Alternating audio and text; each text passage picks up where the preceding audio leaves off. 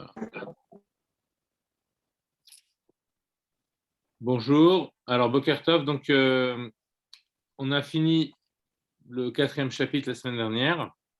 Baruch Hashem, je crois qu'on a une dizaine, 10 ou 11 jours sur ce chapitre. Et maintenant, on va commencer donc le cinquième chapitre.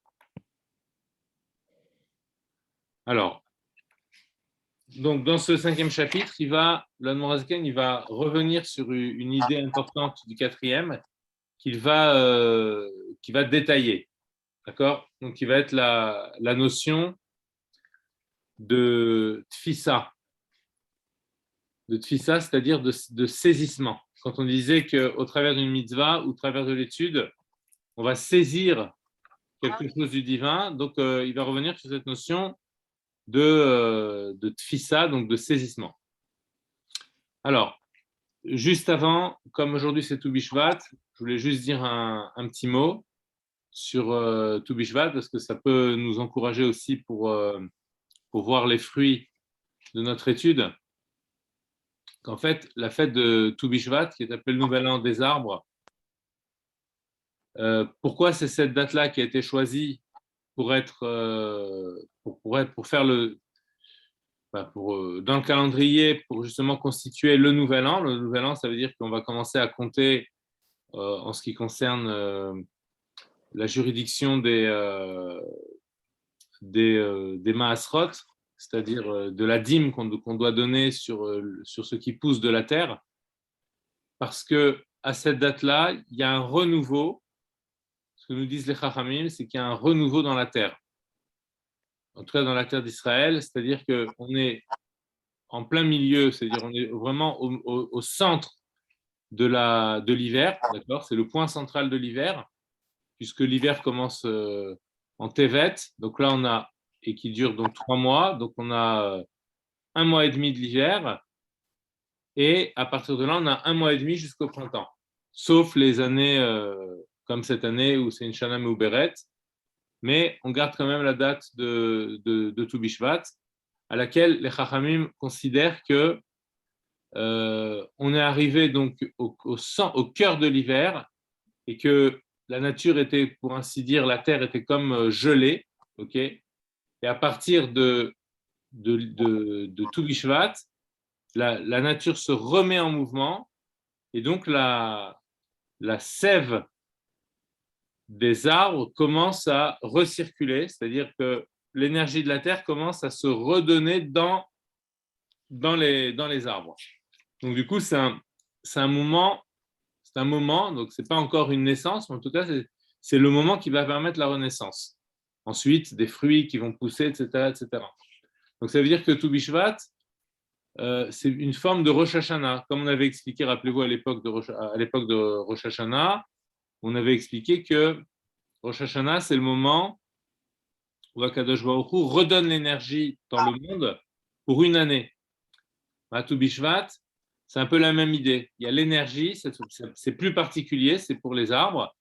Et donc, il y a une énergie qui remonte dans les arbres. C'est comme si on disait, vous savez, il y a le Koach Hatzomeach, la puissance de germination, la puissance de la pousse, d'accord, de faire croître les végétaux, donc c'est-à-dire de leur donner la possibilité de faire exister de nouveaux fruits.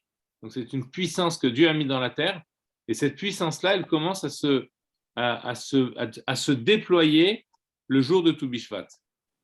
Et donc, pour l'homme qui est comparé à l'arbre, sauf que lui, ses racines sont en haut, alors que l'arbre, les racines sont en bas, eh bien, on peut considérer qu'il y a aussi une forme de renouveau. Donc, c'est un moment opportun pour justement renouveler notre capacité d'action dans le monde, notre capacité de nous régénérer, de retrouver le lien avec Akadosh Baruch Hu. C'est un moment, on va dire, particulier, le jour de Tou Bishvat. C'est pour ça, d'ailleurs, qu'on prend on a l'habitude de manger des fruits, parce que justement, la régénérescence pour le peuple juif, elle est toujours liée avec la terre d'Israël. Parce que la terre d'Israël, c'est sa propre terre dans laquelle le juif peut s'épanouir et réaliser la volonté de Dieu d'une façon concrète et véritable. Donc, le jour de Tou Bishvat, on a l'habitude de manger des fruits, en premier lieu, des fruits de la terre d'Israël, pour renforcer notre lien avec cette terre-là, justement, qui est ce qu'on appelle la terre sainte, pour qu'on puisse ressentir la gdusha de la terre d'Israël. Et la sainteté de la terre d'Israël, ça signifie le lien que cette terre elle entretient particulièrement avec Akadosh Baruch Hu. Et ce lien-là, on le déploie en mangeant des fruits, parce que justement, le fruit, c'est l'aboutissement. Or, ici, on a le début, c'est-à-dire le début de la terre, le début de la croissance des arbres dans la terre, donc c'est à partir de Tou Bishvat. Mais la finalité de cette croissance, ce sont les fruits.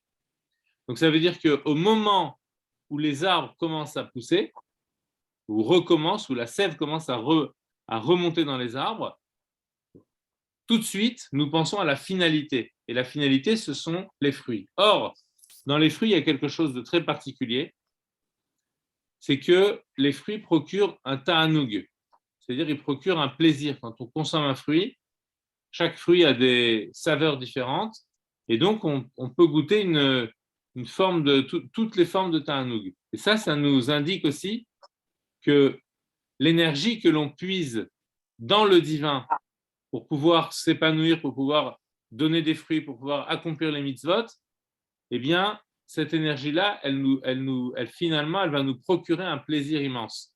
Et ce plaisir-là, il est tellement grand qu'en réalité, on peut le comparer. Il y a le plaisir que l'humain va avoir à consommer les fruits, mais nous, ce qu'on veut ressentir derrière ça, ce n'est pas le plaisir de l'humain, mais c'est le plaisir de Dieu lui-même.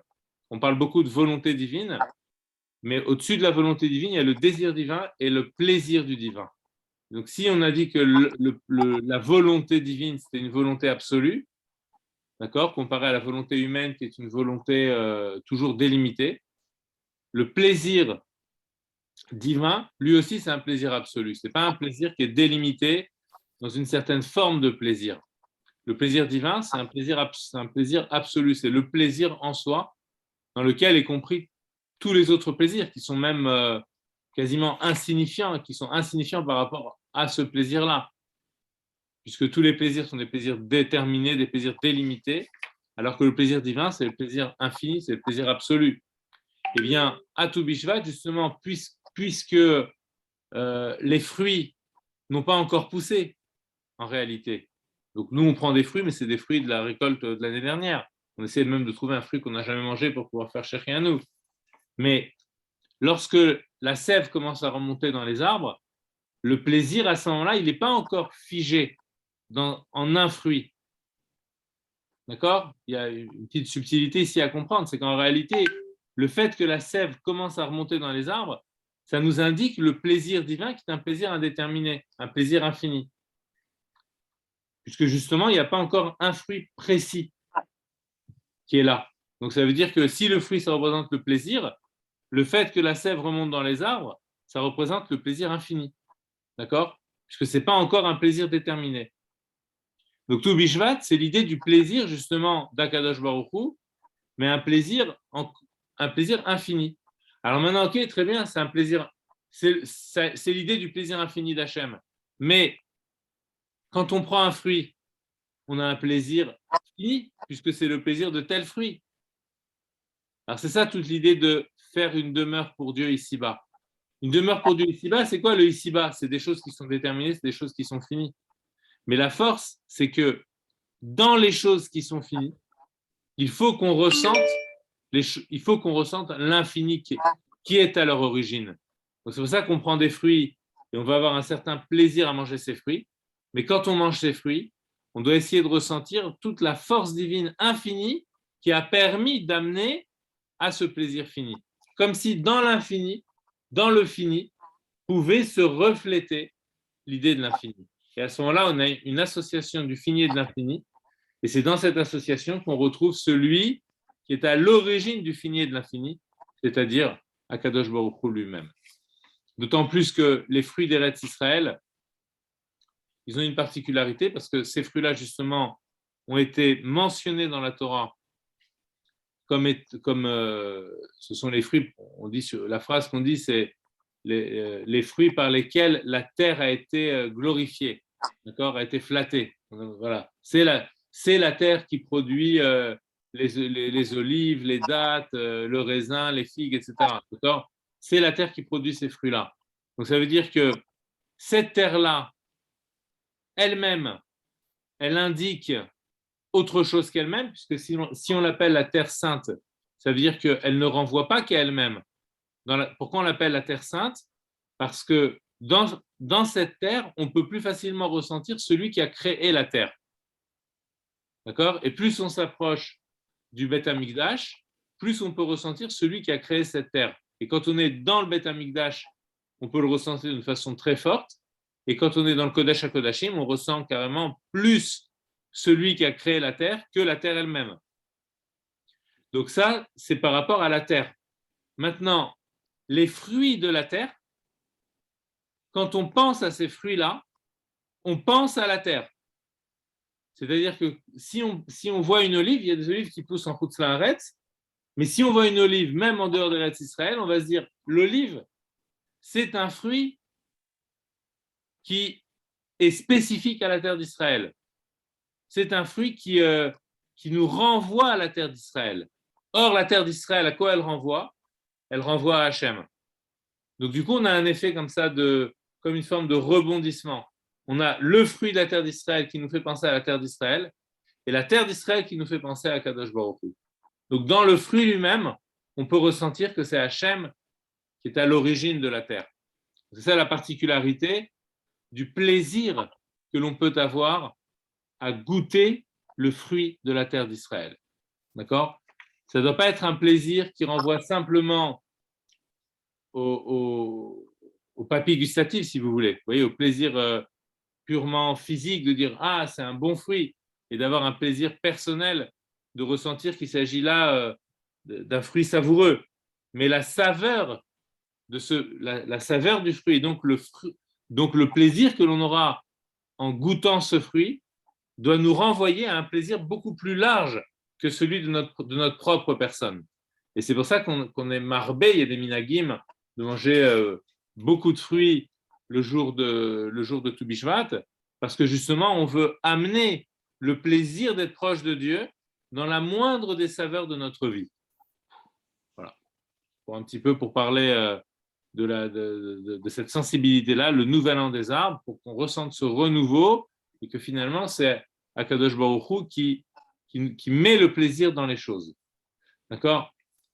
Par exemple, on dit que la douceur qu'on retrouve dans un fruit, cette douceur-là, elle provient d'une autre douceur qui est dans le Koach Hatzomeach, qui est dans la force de faire pousser les arbres, la puissance de germination qui est dans la terre. Mais cette force-là elle-même, donc cette douceur qui va donner la douceur de l'arbre, elle est incomparable, telle qu'elle est dans la terre et telle qu'elle est dans le fruit.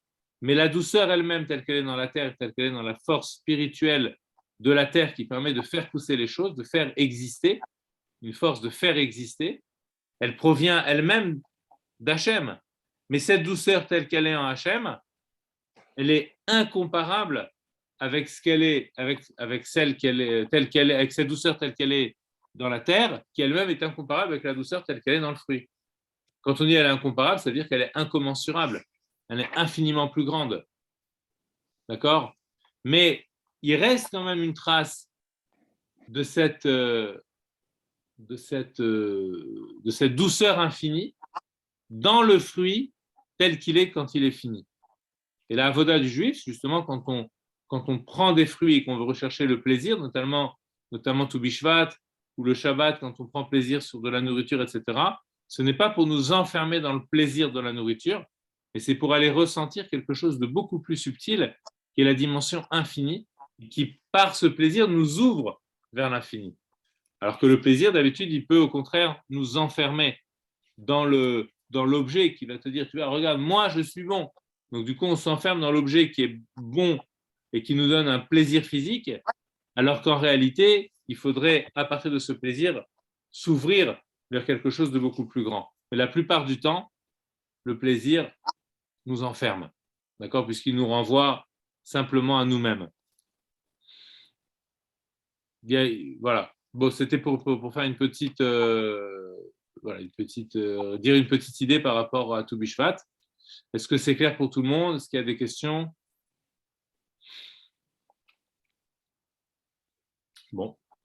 Ok, alors on va continuer sur le 5e chapitre du Tanya, qui nous parle aussi d'un plaisir. Hein. C'est pas directement, il évoque pas directement le plaisir, mais de se rapprocher d'Hachem, c'est un plaisir qui est immense. Il va parler de la notion de yichud, la notion d'unification avec le divin, et il n'est pas de plus grand plaisir que celui de s'unifier avec Hachem. Donc, 5e chapitre. Ou le Tosefet Biour, donc on va vouloir expliquer plus attentivement.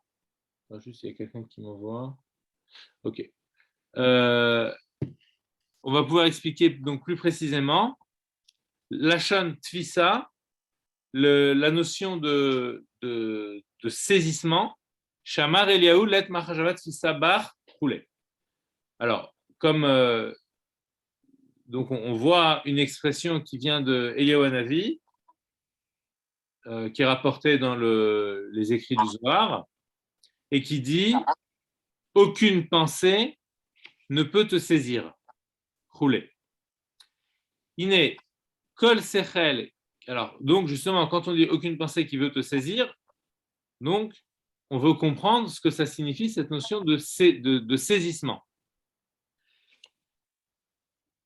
Iné, kol sechel, keshe maskil ou mesig besichlo eze muskal, are a sechel tofes oto. Tofes est un muskal, ou mekifo, besichlo. Ve'amuskal nitfas ou mukaf ou melubash betoch hasechel, sheisigo veiskilo. Alors, donc là, il donne une description précise de ce qui se passe en nous lorsque nous comprenons quelque chose avec notre intellect. Donc, ce qu'il analyse, c'est le rapport de l'intellect avec la chose comprise par l'intellect. Donc, que nous dit-il? Lorsque le sechel, donc le sechel, c'est l'intellect, saisit, alors il y a un certain vocabulaire qui est important on va dire, de noter en hébreu, et on essaye de le traduire du mieux que l'on peut. En hébreu, c'est très intéressant parce que voilà, il joue sur les mêmes termes, si vous voulez, qui va employer, par exemple, quand on a le terme de sechel, donc la racine c'est sin, kaf, lamed, donc qui signifie l'intellect. Mais ensuite, l'intellect qui saisit quelque chose, donc la chose qui est saisie, il l'appelle le muskal. Ok? Alors, le muskal, donc vous retrouvez la racine de sechel. Mais vous voyez bien que cette racine-là, elle est conjuguée d'une façon différente. D'accord? Donc, ici, elle est conjuguée, c'est une forme passive. Donc, le muskal, ça signifie la chose que l'intellect a saisie. On pourrait parler de l'intelliger, c'est-à-dire au participe passé. D'accord? Si on considère que le verbe intelliger signifie quelque chose. C'est un verbe qui est d'ailleurs utilisé en philosophie. Intelliger, ça signifie, voilà, de façon commune, ça signifie comprendre. Mais quand on dit le verbe, quand on parle d'intelliger, pourquoi le verbe est intéressant? Parce que ça veut dire, on entend dans le verbe intelliger, si vous voulez, le fait que l'intellect s'est saisi de quelque chose. Chose qu'on n'entend pas vraiment quand on dit comprendre. Quoique, parce que quand on dit comprendre, il y a aussi l'idée de prendre. D'accord? Mais quand on dit comprendre, on n'entend pas que c'est l'intellect qui a pris quelque chose. Ok? On sait que comprendre, c'est l'intelligence qui est en activité dans le phénomène de la compréhension. Voilà. Simplement, dans le verbe intelliger, on l'entend dans le mot lui-même. Ok? intelliger. Donc, on a intelligé le verbe à l'infinitif ER et on a l'intelligé, d'accord, au participe passé, donc qui correspond à la chose que l'on a comprise. Donc, c'est le muskal, donc l'intelligé. Alors, c'est le rapport entre l'intellect et l'intelligé. Quel est ce rapport? Eh bien, c'est un rapport de saisissement. L'intellect saisit la chose qui est intelligée, okay, l'objet de compréhension. Ou mais qu'il faut, et il a une description pour quelque chose d'abstrait qui a trait au psychisme humain.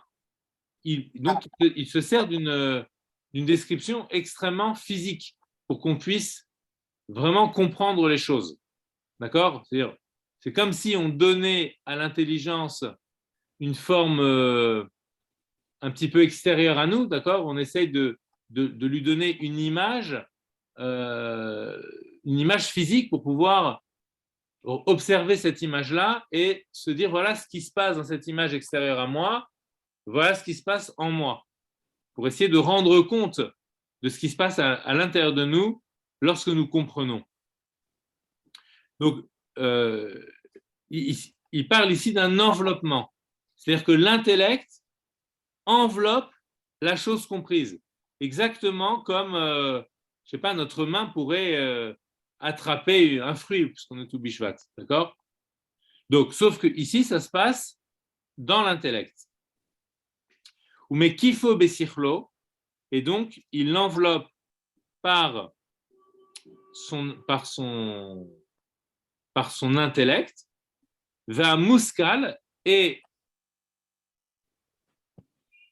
le muskal, donc le muskal, ça signifie donc la chose intelligée, ok, l'objet saisi par l'intelligence, lui-même est saisi et enveloppé, ou mukaf, ou meloubash, est revêtu betor ha-sechel, à l'intérieur du sechel. D'accord? Donc, c'est très important de comprendre cette description de ce qui se passe lorsque nous comprenons quelque chose. Donc, je reprends, d'accord? Que se passe-t-il lorsque je comprends quelque chose? Une idée m'arrive, donc elle arrive dans mon intellect. Donc maintenant, on décrit les choses des deux points de vue. Du point de vue de l'intellect et du point de vue de l'idée, et du point de vue de l'idée que l'intellect aura comprise. Donc, du point de vue de l'intellect est enveloppant, d'accord? Et du point de vue de l'idée est enveloppée. OK? Donc ça, c'est le premier regard qu'on a sur les choses. On dit, j'ai saisi quelque chose. Donc le fait de saisir, c'est j'enveloppe la chose. Mais il y a quelque chose de particulier qu'on retrouve, enfin, pour nous humains, on le retrouve dans l'intellect, d'accord? Mais ce que je veux dire, c'est qu'on pourra le retrouver dans d'autres aspects du psychisme humain, mais on ne le retrouve pas dans la physique, d'accord? Alors, si j'attrape un objet, physiquement, voilà, j'attrape un livre, donc ma main saisit le livre, c'est tout. Donc physiquement, le saisissant enveloppe le saisi. Ok? Donc, intellectuellement, on a vu qu'il y avait cette dimension. L'intellect saisit la chose, et donc la chose est saisie par l'intellect. Très bien. Mais, au niveau de l'intellect, il se produit quelque chose qui ne se produit pas avec les choses physiques. C'est-à-dire qu'il y a une réciproque. Regardez ce qu'il dit ici, c'est incroyable. Vegam a sechel melubash bamuskal. Ça, c'est incroyable. Ça veut dire que l'intellect est lui aussi revêtu dans l'objet qu'il a saisi. Donc, c'est Du coup, la vision, elle s'inverse. Qui est le saisissant? C'est l'objet saisi. Qui est le saisi? C'est l'intellect qui l'a saisi auparavant. Est-ce que vous comprenez ce que je veux dire? Est-ce que vous voyez le paradoxe qu'on a dans l'activité intellectuelle?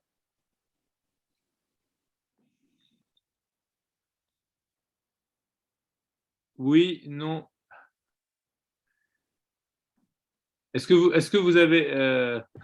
excusez-moi si je peux avoir quelques petites réactions. Un petit peu compliqué. J'ai pas très bien saisi, moi. Ah, C'est Rebecca. c'est Rebecca, oui. J'ai vu Giraba. Oui. Merci, il y a des réactions, super. Je vous dis, je parle tout seul, je ne sais pas si c'est bien reçu. Donc, alors, on va essayer de reprendre l'idée. C'est que c'est une idée qui est un petit peu délicate. Donc, merci. Alors, on reprend. On essaie de faire une comparaison avec ce qui se passe à l'extérieur de nous. Donc, tout ça, c'est pour mettre en avant que dans l'intellect, il se produit une forme de miracle. D'accord?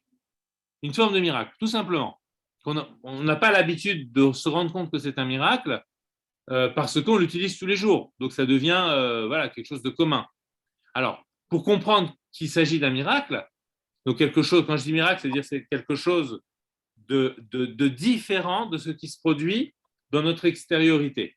D'accord? Il y a le monde intérieur et il y a le monde extérieur. Donc, dans le monde extérieur, on commence par analyser le monde extérieur. Que se passe-t-il dans le monde extérieur? J'attrape un objet, donc les choses sont claires. L'objet est attrapé. Par qui il est attrapé? Par ma main. D'accord? Donc ma main, elle est autour de l'objet. OK? Mais si c'est moi qui attrape l'objet, l'objet n'est pas autour de ma main.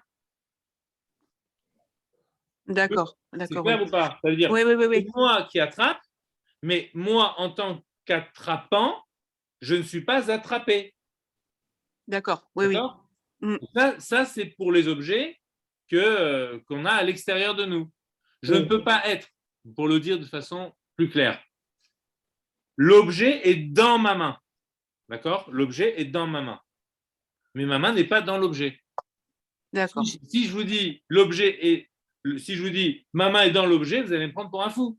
Mais non, tu vois pas, c'est toi qui tu as un objet qui est dans ta main. C'est simple, hein, je veux dire, on a l'impression, ça veut dire, on insiste sur quelque chose de très simple parce que ce qui se passe, là où ça se complique, c'est ce qui se passe dans notre tête, dans nous. Là, c'est beaucoup plus compliqué. Donc, à l'extérieur de nous, le saisissant, donc la main qui saisit, enveloppe l'objet qui est saisi. D'accord? Donc ça, on peut dire, voilà, je projette maintenant sur l'intellect, il se passe la même chose. Une idée me vient, donc je dis, ah oui, comme on dit, ah oui, je vois ce que tu veux dire, je saisis, j'ai compris, ah oui, je vois, j'ai une vision d'ensemble. Vous voyez, c'est comme si j'enveloppe ce que tu me dis.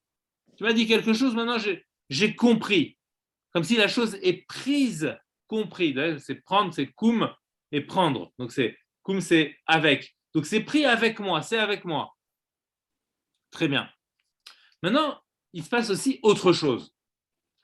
Quand on comprend quelque chose, on se rend compte que on est plongé dans la chose. Et là, il y a un rapport d'inversement. Par exemple, quelqu'un qui est passionné par ce qu'il fait. Donc il est là, on dit, mais il est complètement dans son idée. Vous voyez, on dit des fois, ah, mais lui, il est dans ses idées, il vit dans son monde. Pourquoi on a une expression comme ça, même dans le langage courant? On dit, lui, il est dans ses idées. Mais non, c'est ses idées qui sont en lui. Ben non, le Montaigne nous dit, oui, cette expression, elle a quelque chose de vrai. Quand je comprends quelque chose, je suis saisi par la chose que je comprends. C'est là qu'est le paradoxe. Le miracle dont je vous parlais tout à l'heure, c'est celui-là. C'est-à-dire que c'est comme si je disais, la main qui saisit, elle est elle-même saisie par la chose. Ce qui est dans est aussi autour. Et ce qui est autour est aussi dans. C'est ça qui est incroyable dans la compréhension. Mon intellect saisit l'idée, mais mon intellect est à l'intérieur de l'idée aussi. Donc ce qui est ce qui est dehors et qui enveloppe du dehors, eh bien, se retrouve aussi dedans. Puisque quand je comprends quelque chose, je suis plongé dans la chose. Donc, je suis enveloppé par la chose que je comprends. Est-ce que c'est plus clair? Oui, oui, oui, oui. Oui, oui, c'est plus clair. Rebecca, c'est plus clair Oui, oui, maintenant? très clair, très, très D'accord. clair. D'accord, parce Merci. qu'il y avait vraiment cette notion-là où on ne le voit pas tout de suite. D'accord? Alors, regardez dans les mots, c'est vraiment, il le dit comme ça, quoi. Il faut vraiment prêter, je veux dire, faire attention à ce qu'il dit. Oui, parce qu'au départ, il dit l'intellect saisit la chose et l'enveloppe, et la ligne d'en dessous, vegam, donc il faut vraiment insister sur ce vegam, et aussi asechel melubash, bamuskal, l'intellect, donc l'intellect c'est la faculté qui me permet de comprendre les choses. Donc au départ, c'est cette faculté qui saisit les choses, mais aussi cette faculté est enveloppée par la chose qu'elle aura comprise. Bamuskal, Beshash et Messigo. Et de fait, c'est quelque chose qu'on peut ressentir. Quand on comprend quelque chose, on a l'impression qu'on vit la chose, qu'on est enveloppé par cette chose. Au moment où on le saisit. Et au moment, chez Messigo, où on le saisit nous-mêmes, Vetofso, et qu'on l'attrape avec notre intellect. C'est incroyable. Ça veut dire que, vous savez, il y avait le premier film de l'humanité. Je sais pas, je me rappelle pas comment s'appelaient les inventeurs de la caméra. Donc, ils ont filmé un monsieur, c'était un jardinier, et ils lui ont fait une petite farce. Alors, qu'est-ce qu'ils ont fait? Il était avec un arrosoir, mais en fait, ils avaient fait une sorte de goulot d'étranglement dans le tuyau. Enfin, il avait un tuyau d'arrosage, pardon. Et donc, eux, ils avaient fait un coude dans le tuyau, ils avaient plié le coude à un endroit, et donc on a comment dirais-je, le jardinier qui est là et qui est en train d'arroser ses plantes, et puis tout à coup, il voit que le tuyau, il voit que le tuyau, enfin, il n'y a plus d'eau qui sort du tuyau.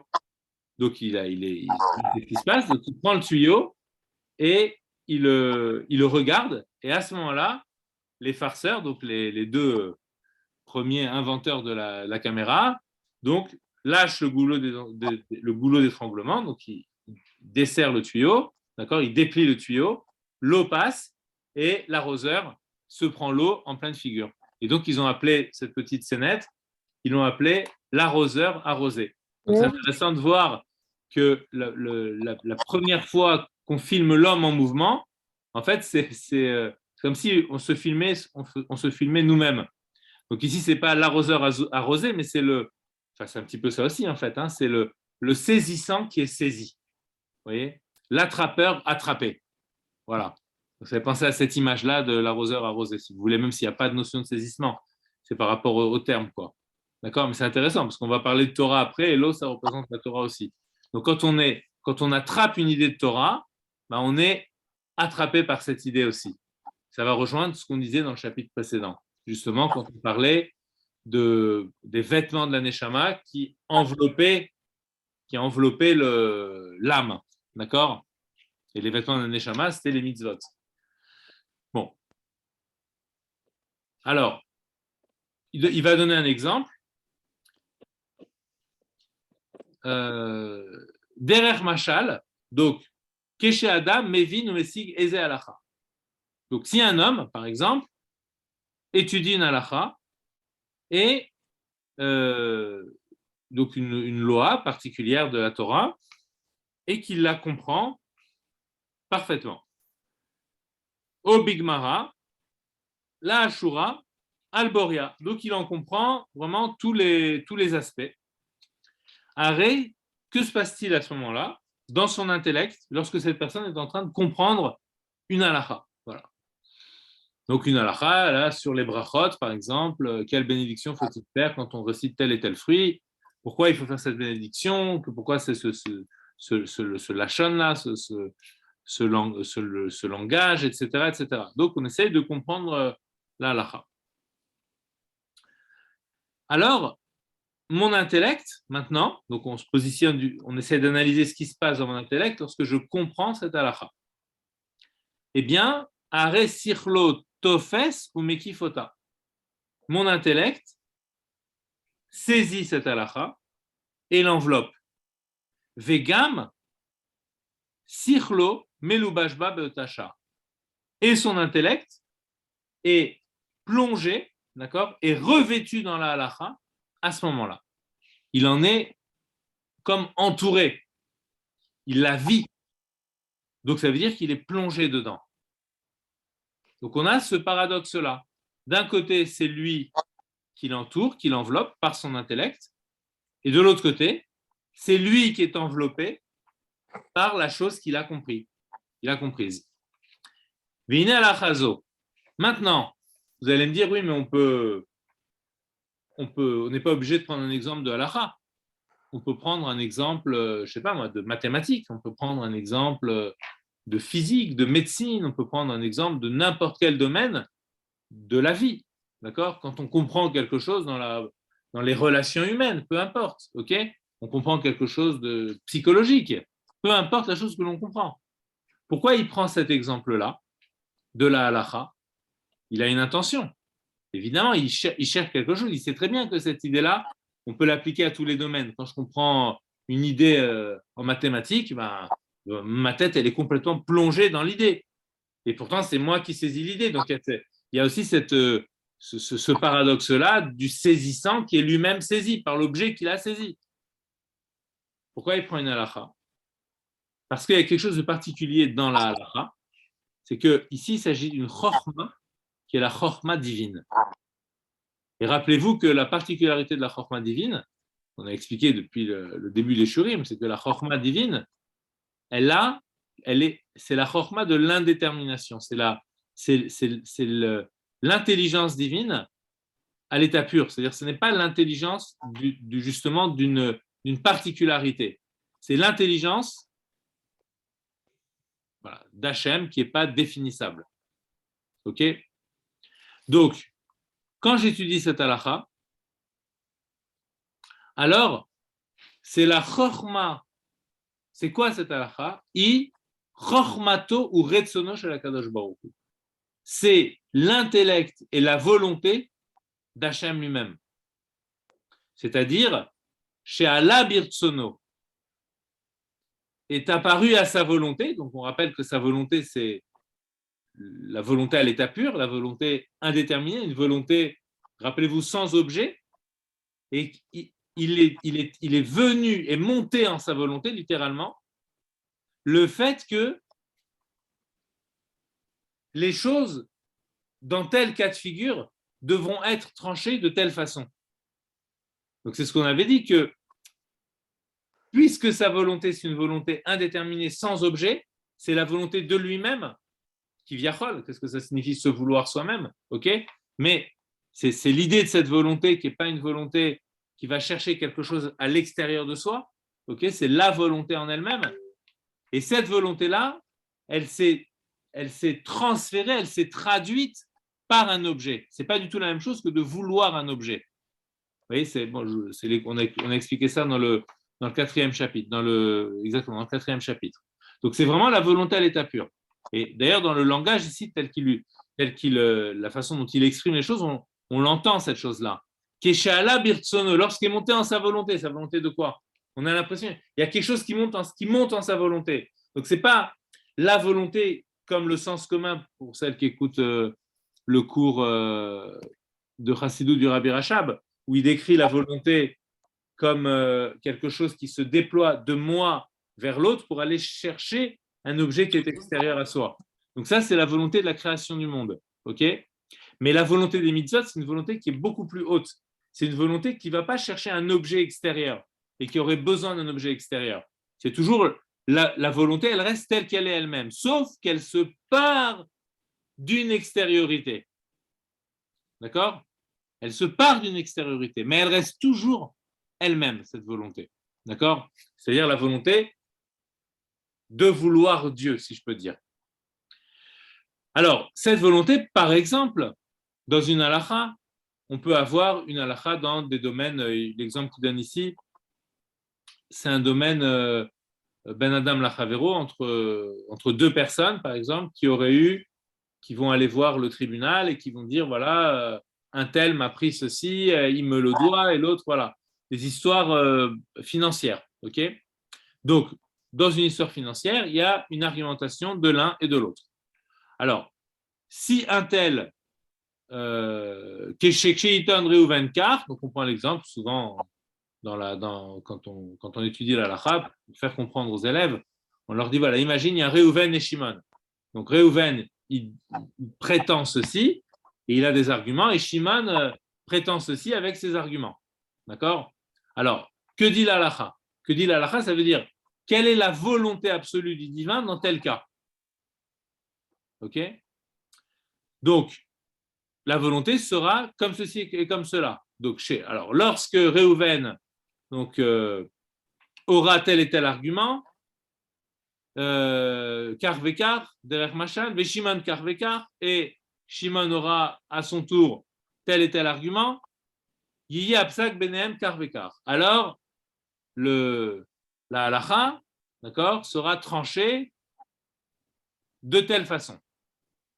Donc, ça veut dire qu'on aura amené la volonté du divin à trancher concernant tel et tel cas de figure entre deux êtres humains. On aura fait intervenir une verticalité dans la relation horizontale, comme une forme d'équilibre. D'accord? L'équilibre divin, qui est donc l'indétermination. L'équilibre, c'est quoi l'équilibre? C'est ni à droite ni à gauche, c'est ce qui est au-dessus des deux. Donc c'est ce qui va justement permettre de dire attention, là ici, toi, dans ton argument, tu as été trop de ton côté, tu as volé, par exemple, donc tu as tiré la couette, tu as tiré la couverture de ton côté, donc il n'y a plus d'équilibre, parce que tu as pris quelque chose qui ne t'appartenait pas. Or, la puissance de jugement du divin, c'est justement ce qui va permettre de rapporter l'équilibre, de rétablir l'équilibre entre les choses dans les relations humaines, lorsque justement les choses penchent trop d'un côté. Donc il faut rétablir l'équilibre. Et cet équilibre-là, il est ni à droite ni à gauche, il est au-dessus des deux. C'est justement la volonté divine. Donc c'est la volonté qui n'est pas une volonté d'un objet précis. Et c'est parce qu'elle n'est pas la volonté d'un objet précis qu'elle peut rétablir l'équilibre, justement pour jouer sur les mots, entre les objets qui auraient été pris entre les uns et les autres. Toi, tu as trop voulu cet objet. Tu as été le volé. Tu le voulais trop alors qu'il n'était pas à toi. Donc la volonté divine va dire quoi? Tu dois rendre l'objet. Et comme ça, tu rétablis l'équilibre. D'accord? Ce n'est pas juste une histoire d'éthique, vous comprenez, ou de morale. C'est vraiment, l'enjeu, c'est la volonté même d'Akadosh Baruch Hu qui permet de rétablir cet équilibre entre les choses d'en bas, justement. Parce que justement, elle est au-delà des choses d'en bas. Donc elle peut voir le point de déséquilibre dans les choses d'en bas, dans les affaires entre les humains. N'hésitez pas, s'il y a des choses que vous ne comprenez pas, s'il y a des questions ou quoi, vraiment n'hésitez pas à intervenir. Je parle, mais voilà, ça peut être vraiment complètement interactif. Alors, il faut que je surveille l'heure en même temps. Voilà, il est 44. Bon. Voilà. Je finis la phrase.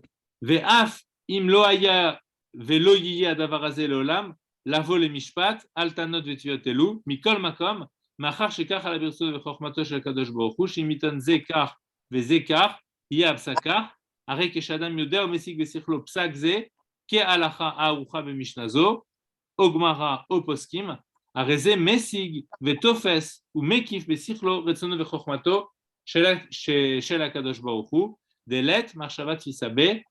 Voilà, on va s'arrêter là. Donc ça veut dire que lorsque je saisis cette halakha, même si c'est une halakha qui, par exemple, il y a des cas de figure dans la Gemara qui n'arriveront jamais, ok, mais peu importe, le fait de l'avoir saisi, ok, eh bien, on se retrouve dans cette configuration où j'ai saisi avec mon intellect quelque chose, et donc j'ai saisi et je suis saisi, il va en reparler après, ok, quelque chose qui est de l'ordre du divin, donc qui est de l'ordre de la volonté divine. C'est ça qu'il avait insisté sur cette introduction au départ en disant ce qui se passe lorsque je comprends quelque chose. Donc, ce qui se passe lorsque je comprends quelque chose, maintenant, il applique à la compréhension de quelque chose de divin. Donc, mon intellect va saisir ce qui est a priori insaisissable. Comment il va le saisir? Par le vêtement de l'insaisissable, qui est la halakha. D'accord? C'est une définition de la halakha, ça serait vraiment justement le vêtement de l'insaisissable. Voilà. Ok, on va s'arrêter là, je dois absolument aller en cours. Et il y a un petit trajet encore à passer. Donc, je vous souhaite une bonne semaine, un bon Tou Bishvat, et Bezrat Hashem, on se retrouve la semaine prochaine, voilà, avec d'autres personnes qui n'ont pas pu venir aujourd'hui, donc on sera peut-être un peu plus nombreux. Et je vous rappelle que j'ai mis une date, on se propose de se retrouver, c'était le combien, vous vous rappelez? Le 3, je crois, non? Le 2, le mercredi. Le mercredi 2 février, il me semble, hein, à la Choule du 8 mai, pour un cours avec, on nous a invités là-bas. Ah oui, mercredi matin. Mercredi matin. Mercredi matin, oui. À 10h, c'est ça? À 10h. Voilà. Donc, ce sera avec grand plaisir. Ok. Voilà. Bonne journée à toutes et Shavuot bonne tov. semaine. Shavuot tov et un bon Tou Bishvat. Shavuot tov. Au revoir. Merci. Au revoir.